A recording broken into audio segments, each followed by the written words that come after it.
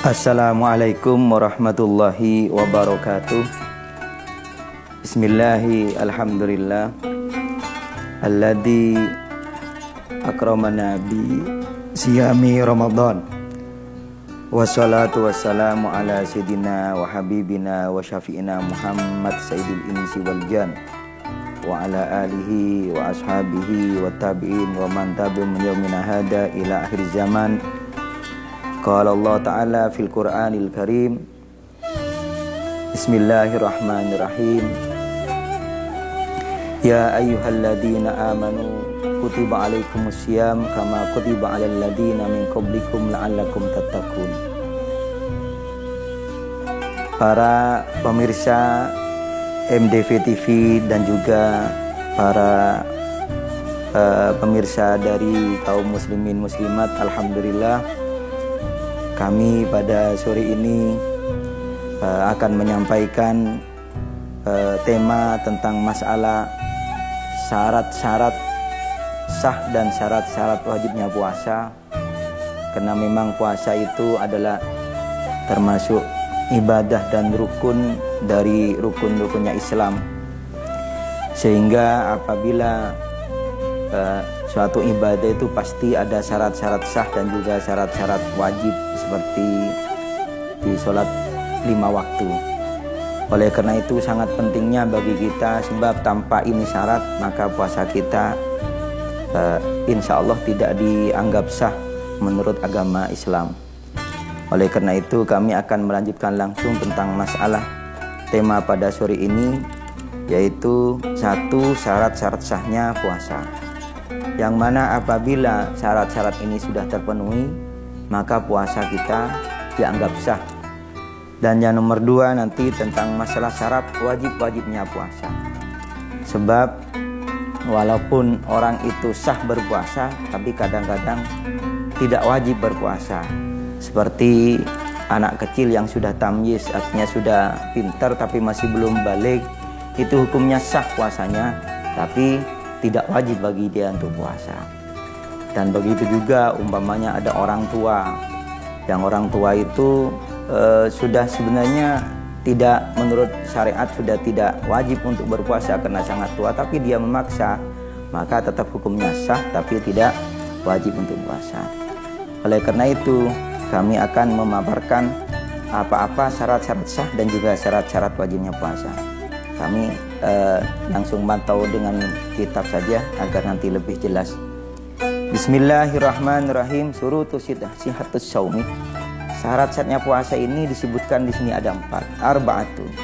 Yang pertama al-Islam, yaitu orang yang berpuasa itu harus Islam. Artinya apabila ada orang itu masih belum masuk Islam, kok dia tuh melaksanakan puasa, maka hukumnya puasanya nggak sah. Karena memang puasa ini orang sebelumnya itu harus Islam. Nah, bagaimana apabila orang itu pernah Islam tapi keluar dari agama Islam seperti murtad? Maka dia itu tetap ya wajib puasa, tapi untuk supaya bisa sah puasa maka harus mengucapkan syahadat lagi. Itu yang pertama. Yang nomor 2 al-aqlu. Orang yang sah puasa itu harus berakal. Hanya harus punya akal yang sehat. Sehingga nanti apabila ada orang yang masih yang tidak punya akal seperti orang gila, maka orang itu tidak wajib puasa. Oleh karena itu apabila ada orang yang puasa di tengah-tengah siang, dia itu kok kena penyakit gila, datang penyakit gilanya, walaupun sebentar maka hukumnya nggak sah puasanya. Walaupun itu kembali lagi akal sehatnya, itu nggak sah. Beda kalau mabuk umpamanya, atau bahasa Jawa itu juga ayan gitu ya, mabuk atau ayan. Itu apabila ada orang yang puasa, di tengah-tengah puasa dia mabuk. Mabuknya tidak sengaja, bukan gara-gara perkara yang diharamkan. Umpamanya memang punya penyakit dia mabuk umpamanya, atau makan sesuatu dalam keadaan lupa sehingga dia itu mabuk. Nah, maka hukumnya itu lihat, kalau mabuknya itu mulai dari awal, dari permulaan terbitnya fajar sampai terbenamnya matahari, itu tidak ada yang sembuh sama sekali, maka hukumnya nggak sah puasanya. Tapi kalau ada sembuhnya walaupun sebentar, umumnya setengah hari dia mabuk, yaitu dia sembuh, maka hukum puasanya tetap dikatakan sah. Itu syarat yang nomor 2. Dan yang nomor 3, an-naqa'u minal haidi wan nifasi.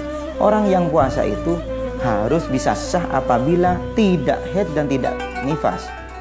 Artinya apabila dia itu dalam keadaan haid atau nifas, maka hukumnya nggak sah puasanya. Bahkan kalau niat puasa hukumnya haram. Karena memang dia itu secara kudrat sudah ada haid dan nifas dan tidak boleh melaksanakan ibadah puasa. Oleh karena itu apabila ada orang ini di tengah-tengah puasa, umpamanya berbuka kurang 5 menit kok datang haidnya, maka orang itu tetap nggak sah puasanya, sehingga nanti wajib qada.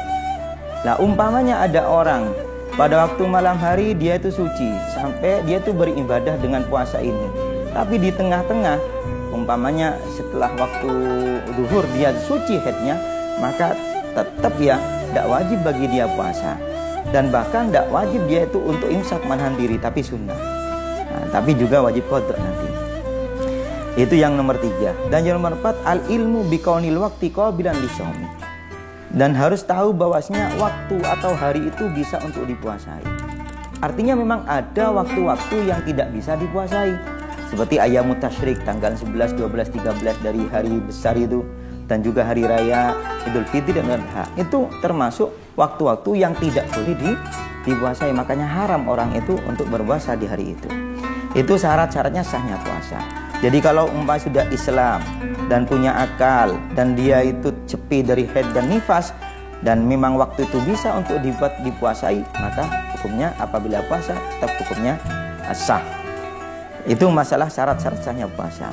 Dan juga ada syarat-syarat wajibnya puasa. Yang saya katakan tadi, orang yang sah berpuasa belum tentu wajib bagi dia puasa.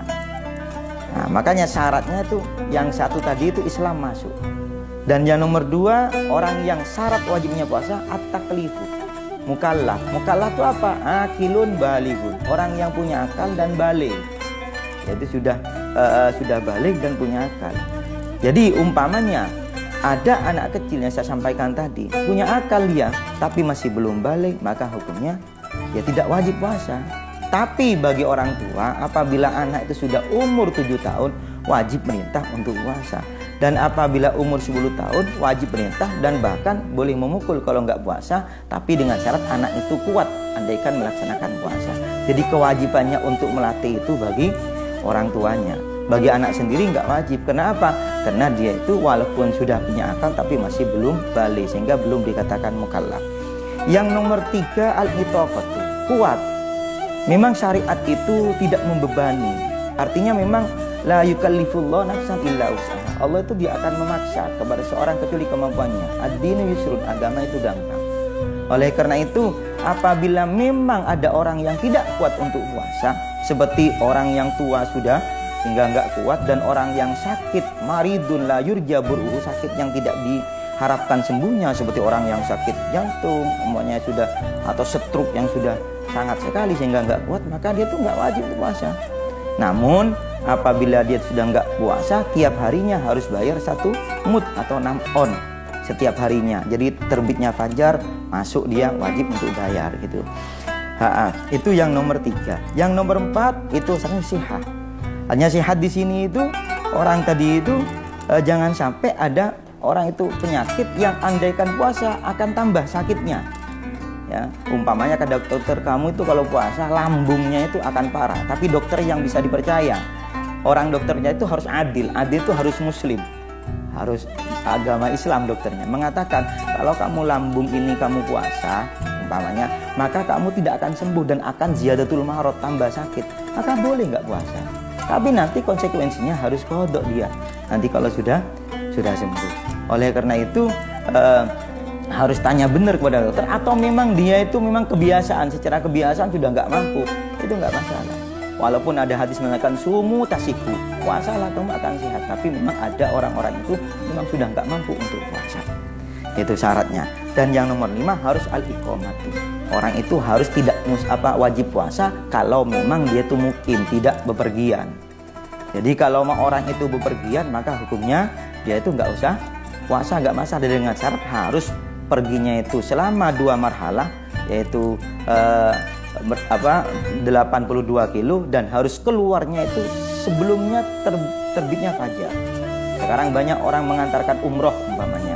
Dia itu boleh umpamanya dia itu keluarnya dari desanya jam 3 atau malam, tapi ngantarnya itu ke Surabaya, bukan ke umpamanya ke Keraksan, umpamanya ke Probolinggo, nggak boleh karena masih belum nyampe 2 marhalah, bukan dikatakan safar ba'id, bepergian yang jauh. Jadi orang yang walaupun kuat, saya kuat puasa, ya alhamdulillah, tapi umpamanya dia tuh tidak puasa nggak masalah dengan syarat yaitu safar tawil, pergian yang jauh, dan keluarnya dari daerah itu yaitu sebelumnya terbitnya fajar, yaitu jam 3 atau malamnya, nggak masalah. Itu syarat-syarat wajibnya puasa.